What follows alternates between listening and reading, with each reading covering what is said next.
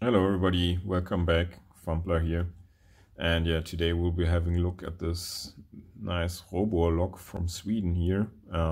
Sorry about my voice, actually I'm still suffering from a flu, but don't worry about that. I'm uploading this out of sync, so when you see this I will be healthy again. I got this very nice lock from Multipick.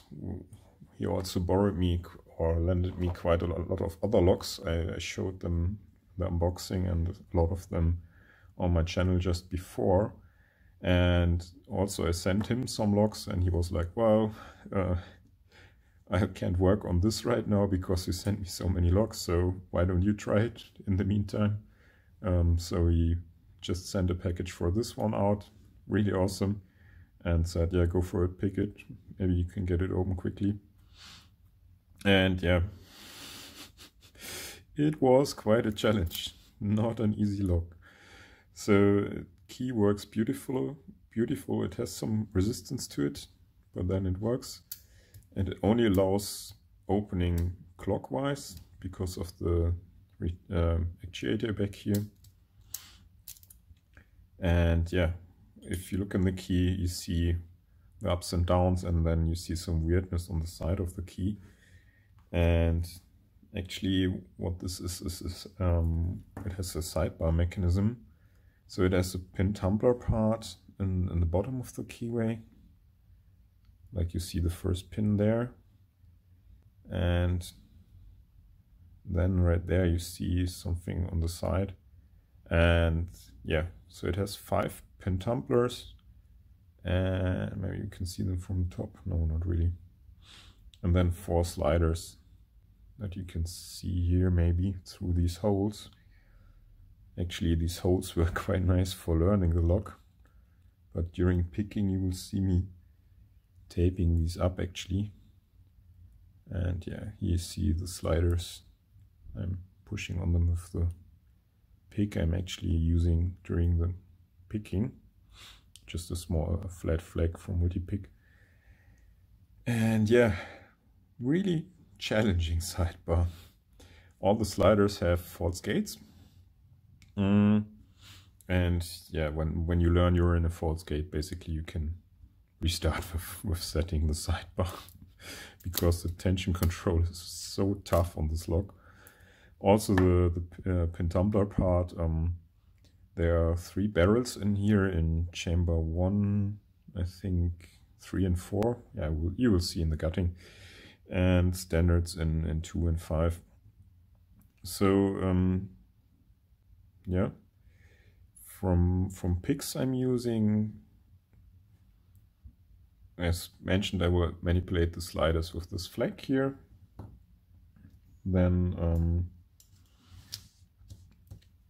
I will be using quite thick hooks actually, because I will be using a lot of tension, and then a thick hook helps you a little bit, that you don't have to release so much tension, because yeah, the tension control is so painful in this lock. I started with float picking with 2 tensioners, but then finally I decided to grind down a 1.3mm tensioner, which fits perfectly in here.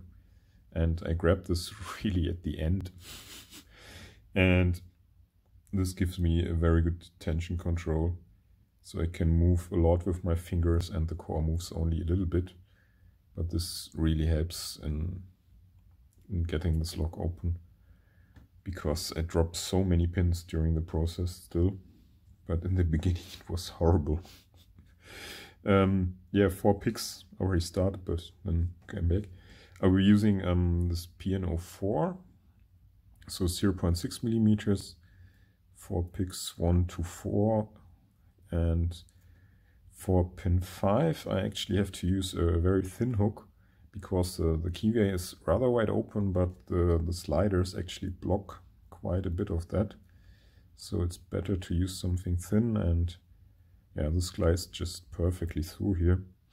Also, I will be using this to check pin states in between, because this basically allows you to move freely in the lock, and then you can just go for is pin 3 already finished or not, and yeah, just like that with the thin one. And if you look on the bitting, you will notice that pin 3 here is quite a challenge, because yeah, even if you use the whole channel, you're almost touching pin 2 here, so you have to be really careful. And for that I'm using this PN05 here from Multipick, which is rather steep, and yeah, I can just pick it from a little bit of an angle like this, and this works fine, hopefully. So far for the picks, and then my final game plan will be, I will be picking the pin tumblers first to allow some movement, because if I'm still having the standards not set, then I cannot move the core enough to get enough pressure on the sidebar, and then the sliders will never completely bind. But once I have some sliders set, I can move on to the sidebar, set all the sliders, easy peasy. No, not really, but yeah, you will see. And then I can go back to the pin tumblers and finish off and hopefully open the lock. So that's the game plan. Let's see how it goes. See you back in the vise in a moment. So here we are back in the vise. Lock works just fine with the key. And this vise actually is a small rig clamp. I bought this as a mobile vise, and it works really great for picking Euro cylinders and so on hand. I actually got this advice from Fish Picks. I'll put this link up here. Where's my finger? There. And yeah, of course, a lot of people are also using it as a desk vise, and yeah, for the Robur it really helps because of the round shape of it. I'm starting off here with the pin tumblers now, with a hook in 0.6 millimeters. Tension again clockwise, and 2 is binding, back to 1, just pushed it in a bit, now on 3, maybe.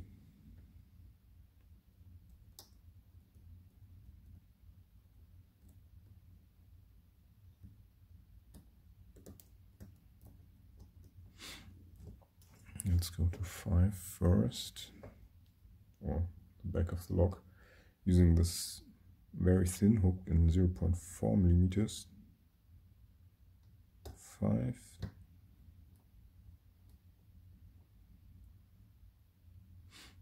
And this is 3 maybe.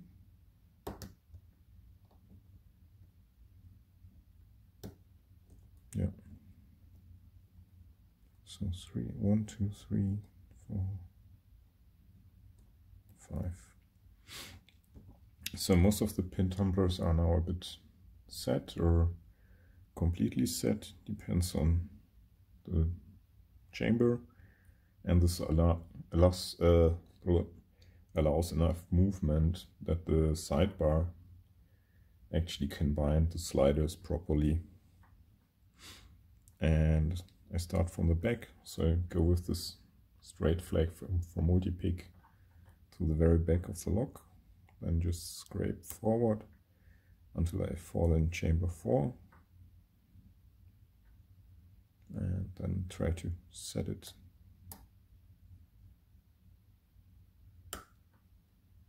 Okay, just one click here.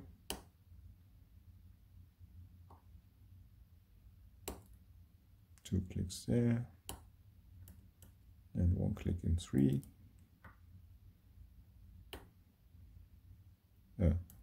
2, because we're going back to front.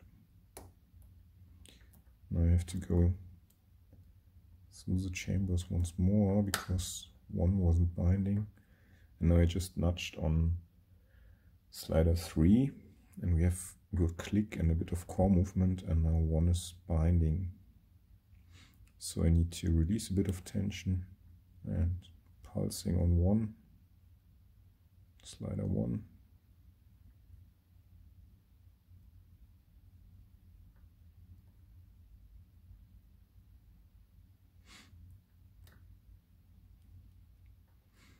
Okay. I got it set. 2 is not so good. 3 feels good. And 4. Yeah. So all sliders, now all sliders are bouncing. It means all are in a true gate. If one would be in a false gate, we would note that now, basically. And then we would have to adjust. So just tapped on 3, and we got more core movement.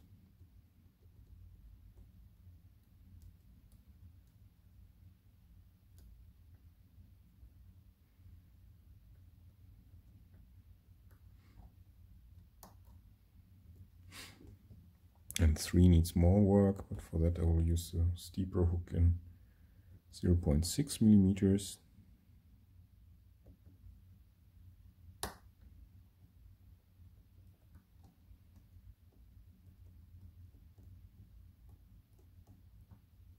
Okay, still.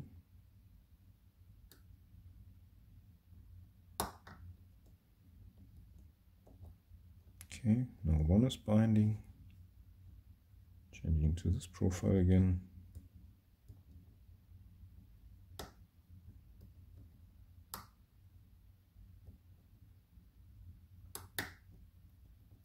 Okay. And of course 3 is up now.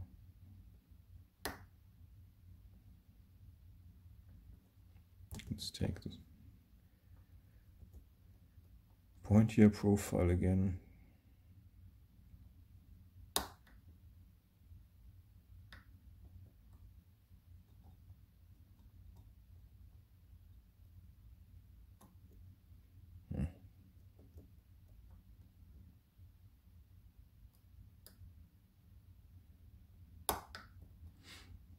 Another click on 3.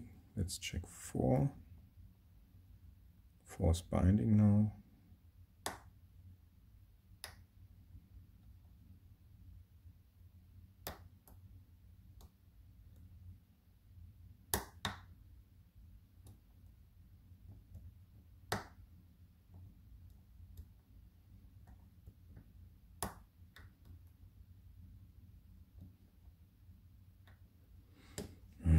And 3 needs more work.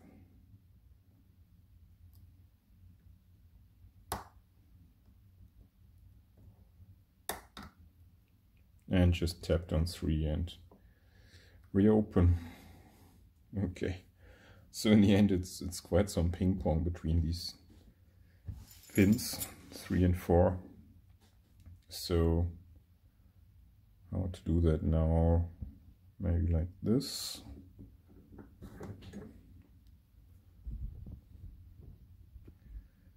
Okay,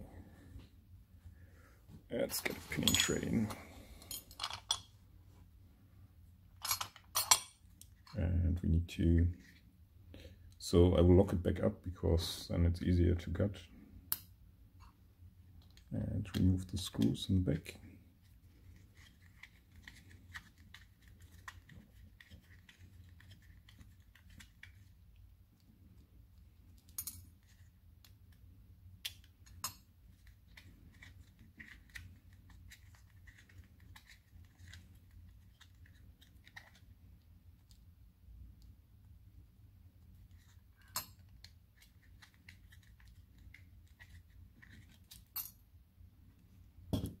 So let's put these bits over here.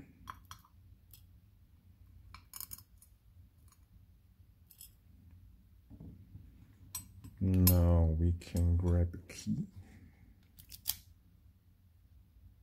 turn it a bit like this.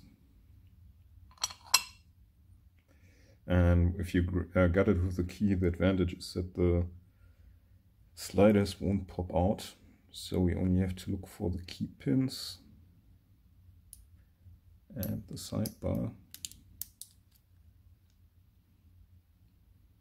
That went rather good.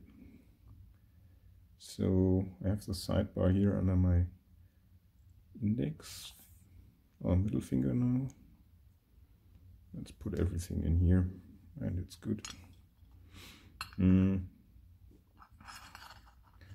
Let me quickly get the sidebar out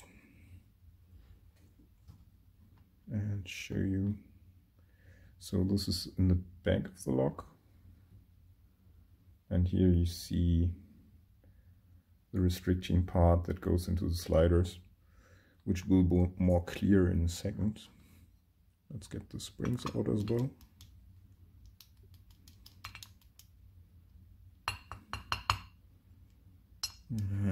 They never want to come out when they should. Okay, now. Come on. Oh, not bad if your tweezer is a bit magnetic sometimes.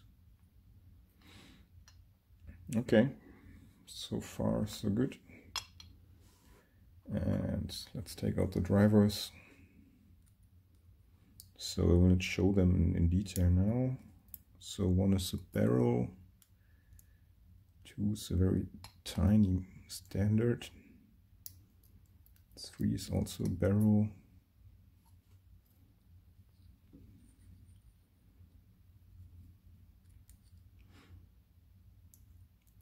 five is standard, four is a barrel,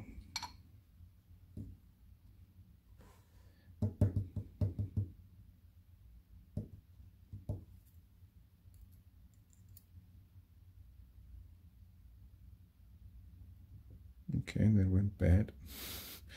Just two springs.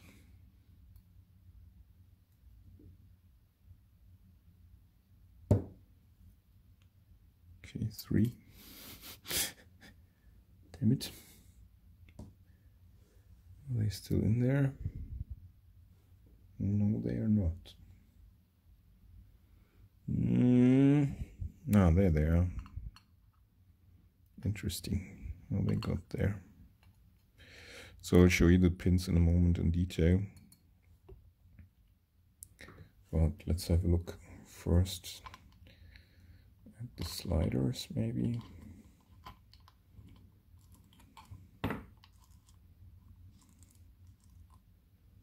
Yeah, let's get the sliders out.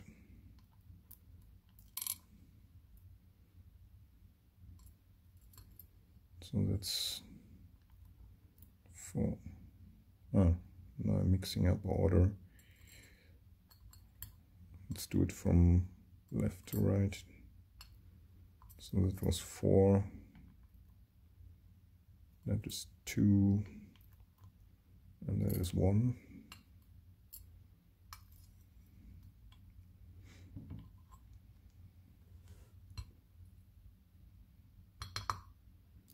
I'll leave the springs just up here.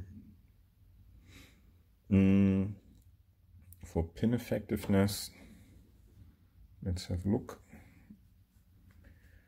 So there's no zero lift. Even in 2 you just have to tap it a bit. I wonder actually, here in 5 there's a standard driver which is very short. Is it enough to? Whoa! I was not aware of that. So I just inserted the standard which is in 5, and it is too short actually. So you could in principle just pick 1 to 4 and then just mess up the spring in 5. Not so nice. And then yeah, in the others there sits these barrel pins. Here's one. And they have different length according to the key pin which sits on top. And if you look closely in the chambers, there's this counter milling. Oh, come on. And this really grabs onto the pins. And so here's the driver in 4, for example. So you start even in the thick part, then you go to the thin part, and these lips of the barrels, they will grab into the counter milling and also will give you counter rotation to set it finally. Okay, let's get the pins out.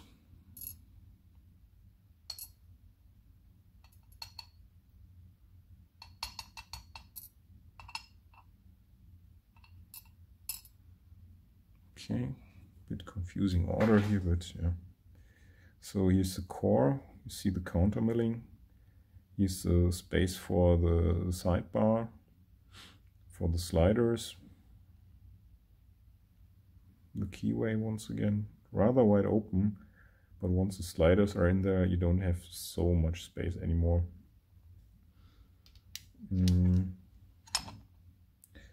Let me arrange the pins a bit at least.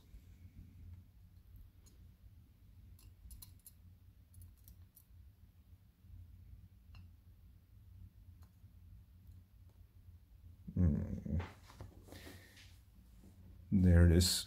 Okay, just found it. Just dropped the spring. So here's everything basically. Let's start with the pins first. So we have barrels in 1, 3 and 4, and standards in 2 and 5, and all key pins are standard with a very short key pin in 3. That gives quite some work, which is nice. And for the sidebar mechanism, all sliders are the same. We'll just turn this one around. So, and then the bottom they have a hole where the spring goes in. They're up here. And then they have one true gate in the middle and 2 false gates up and down. And how deep you have to set them actually is determined by the sidebar and the metal parts that stick out there. They test if they're in a false gate or true gate. And yeah, if you look at it in down is the front of the lock. Well, so there are 2 sliders at the same height, then one that needs to be set a bit deeper, and the one in the back doesn't need to be set so deep. So this one is shallow, deep, middle somehow. So yeah, super happy that I got it finally on camera. Whew, quite a long video, but also an extensive pick. Not an easy one. Okay, everybody who's still here, thanks for watching and hope to see you in the next video. Ah yeah, if you're still watching in, let me know what you thought about the camera angle and the new vise. If you liked it or not, I will maybe use it more or no. Yep, that's all for today. Thanks for watching. Have a great day. Bye.